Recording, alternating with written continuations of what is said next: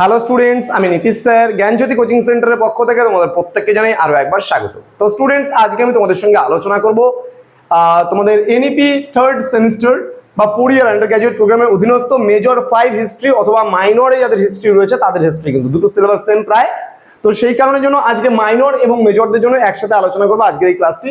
তো যারা এখনো পর্যন্ত আমাদের অফিসিয়াল ইউটিউব চ্যানেলটিকে সাবস্ক্রাইব করেনি তারা অবশ্যই চ্যানেলটিকে সাবস্ক্রাইব করে পাশে থাকা বেল আইকন অল প্রেস করে দেবে, যাতে নেক্সট টাইম থেকে কোনো ভিডিও আপলোড করলে তার নোটিফিকেশন সবার আগে তোমার কাছে পৌঁছে যেতে পারে।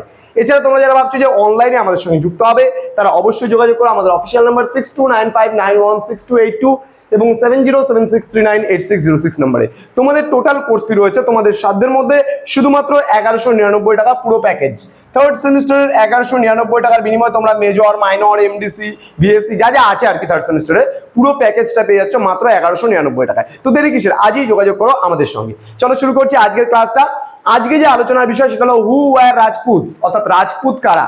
এই যে প্রশ্নটা আছে তোমাদের খুবই গুরুত্বপূর্ণ, দেখবে মেজর 5 বা মাইনরে যাদের রয়েছে তাদের দেখবে যে ইউনিট নাম্বার 1, মেজরদের ইউনিট নাম্বার 1 এবং মাইনরে একটু পিছন দিকে দেখবে সিলেবাসের মধ্যে রয়েছে রাজপুতদের ব্যাপারে পড়তে হবে।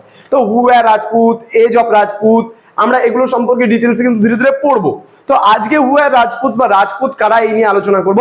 দেখো, বলতে গেলে এখানে আমি জাস্ট দুটো অষ্টম এবং দ্বাদশ, তোমরা এটা লিখে নিতে পারো, অষ্টম টু দ্বাদশ, অর্থাৎ খ্রিস্টীয় কি বলছে এখানে অষ্টম শতক থেকে তোমার হচ্ছে দ্বাদশ শতাব্দীর মধ্যভাগ পর্যন্ত যে সময়কালটা, সেই সময়কালে আমরা মূলত দেখি রাজপুতদের উত্থান ঘটেছিল। আমি আবারও বলছি যে অষ্টম শতক থেকে শুরু করে দ্বাদশ শতকের মধ্যভাগ পর্যন্ত যে সময়কালটা, সেই সময়কালে আমরা দেখি যে রাজপুতদের উত্থান ঘটেছিল, যেটা ভারতের ইতিহাসের একটা খুবই গুরুত্বপূর্ণ একটা ঘটনা।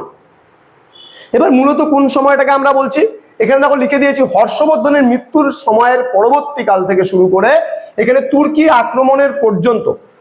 আক্রমণ পর্যন্ত যে সময়কালটা, সেই সময়কালকে আমরা বলছি এজ অফ রাজপুত, অর্থাৎ বিভিন্ন জায়গায় কিন্তু এই সময় ধরে রাজপুতরা কিন্তু শাসন করছিল বা বিভিন্ন রাজপুত শক্তির কিন্তু উত্থান ঘটেছিল।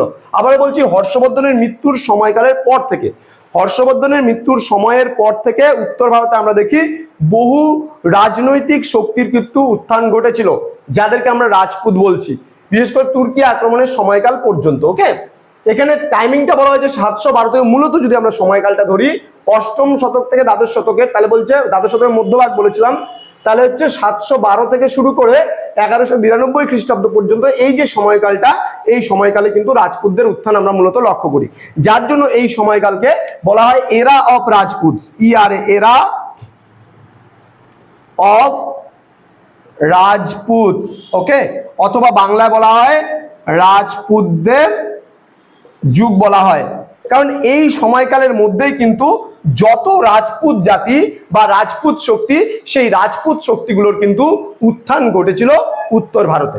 এইবার আমরা বেশ কিছু রাজপুত শক্তির কথা জানতে পারি, অর্থাৎ এই সময়কালে যে রাজপুত জাতিগুলোর উত্থান ঘটেছিল, অর্থাৎ যে রাজশক্তিগুলোর উত্থান ঘটেছিল তাদেরকে মূলত রাজপুত বলা হয়েছে। এবার এই রাজপুতদের মধ্যে গুজরাটের চালুক্য বংশ ছিল, তারপরে আজমের এবং দিল্লির চৌহান বংশ ছিল, কনৌজের গাহরওয়াল বংশ ছিল, বুন্দেলখণ্ডের চান্দেল্য বংশ ছিল এবং মালবের কিন্তু পারমার বংশ ছিল। এই কটা বংশই কিন্তু রাজপুত জাতির মধ্যে উল্লেখযোগ্য। তো আজকের ক্লাসটা শুধুমাত্র 3 মার্কসের ওপরে ছিল। তো আমার লেখা যে বইটা রয়েছে এই বইটা তোমরা একটু দেখতে পারো, আমার লেখা এই বইটা মার্কেটে তোমরা অ্যাভেলেবেল পাবে। এটা কিন্তু মাইনর হিস্ট্রির জন্য পুরো একবারে কভার আপ করা আছে। ভারতের ইতিহাস 300 থেকে 1206 খ্রিস্টাব্দ পর্যন্ত পুরো ইতিহাসটাই কিন্তু এই বইটার মধ্যে কভার আপ করা রয়েছে। এই বইটা আমি লিখেছি পুরোপুরিভাবে। তোমরা যদি নিতে চাও আহেলি প্রকাশনের এই বইটা নিতে পারো তোমরা মাইনরের হিস্ট্রির জন্য, এবং মেজরদের জন্য আমি আলাদা আলাদা করে নোটসপত্র প্রোভাইড করছি, এবং সেই নোটসগুলো তোমরা আমাদের কাছ থেকে নিতে পারো, যার জন্য তোমাদের কি করতে হবে, সরাসরি যোগাযোগ করতে হবে আমাদের এই অফিসিয়াল নাম্বারে। তোমাদের যাদের মেজর রয়েছে, মেজর 3টা পেপার রয়েছে 3, 4, 5, মেজর 3, 4, 5 এবং এসএসসি মাইনর এবং এইসি কম্পালসারি ইংলিশ, এটা কিন্তু পুরো প্যাকেজটা কিন্তু আমাদের কাছে পাচ্ছ। এছাড়া আমাদের সেন্টার থেকে এই বছর কিন্তু প্রকাশিত হলো যে তোমাদের এইসি কম্পালসারি ইংলিশ যে বইটা রয়েছে, সেই বইটা মৌমিতা ম্যাডামের লেখা এবং বিকি স্যার সম্পাদনায় রয়েছে। তো দুজনের প্রচেষ্টায় কিন্তু এই বইটা তোমাদের পাবলিশড হলো। তো এই বইটা তোমরা প্রি বুকিং চাইলে পারে করতে পারো। আমরা 7 তারিখ থেকে স্টুডেন্টদের বাড়ি বাড়ি অবধি এই বইটা পৌঁছে দিচ্ছি। তো স্টুডেন্টস, ক্লাসটি ভালো লাগলে লাইক, কমেন্ট, শেয়ার, সাবস্ক্রাইব করো এবং বন্ধুদের সঙ্গে শেয়ার করো। দেখা হচ্ছে খুব তাড়াতাড়ি আরো একটা নতুন ক্লাস নিয়ে। তোমরা প্রত্যেকে ভালো থেকো, সুস্থ থেকো। Thank you so much, thanks for watching. After all, thank you.